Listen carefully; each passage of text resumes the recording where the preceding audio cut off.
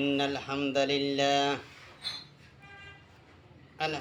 لله الذي أنزل على عبده الكتاب ولم يزل له عوجا والصلاة والسلام على سيد المرسلين رب اشرح لي صدري ويسر لي أمري واحلل عقدة من لساني يفقهوا قولي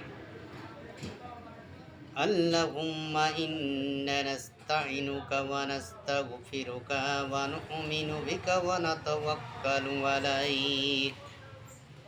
সমস্ত প্রশংসা সেই মহান আল্লাহ রাব্বুল আলামিনের দরবারে, যিনি আমাকে আশরাফুল মাখলুকাত মানুষ হিসেবে সৃষ্টি করেছেন। কাছে এবং দূরে, দেশ এবং দেশের বাইরে যে যেখানেই বসে আমার এই কথাগুলো শুনছেন, আসসালামু আলাইকুম ওয়া রাহমাতুল্লাহি ওয়া বারাকাতুহু।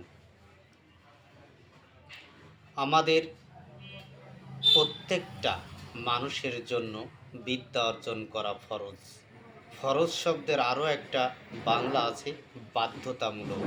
অতএব আমরা যেন কোনো পীরের মুরিদ, কোনো বড় হুজুর এদের কথা শুনে আমরা না শুনি। প্রত্যেক দিন কিছু না কিছু হলেও দিনের জ্ঞান আমরা শিখব, জানব, চর্চা করব এবং এভাবেই আমরা আস্তে আস্তে এক সময় বুঝতে পারব আমাদের দেশের কোন হুজুর কোরআন সম্পর্কে কি বলছে, হাদিস সম্পর্কে কি বলছে এবং সে কোন আকীদার উপরে ভিত্তি করে দাঁড়াই আছে। কারণ কোরআন হাদিসের জ্ঞানবিহীন আমরা কখনোই পরিপূর্ণ মানুষ হতে পারতাম না।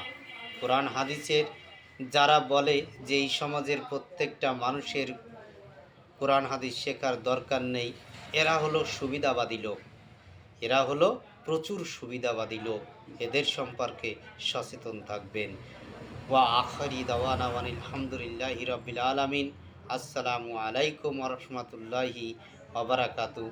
আশা করি আমার এই কথা বলার ভিতরে যদি কোনো ভুল ত্রুটি থেকে থাকে আপনারা ক্ষমা সুন্দর দৃষ্টিতে দেখবেন।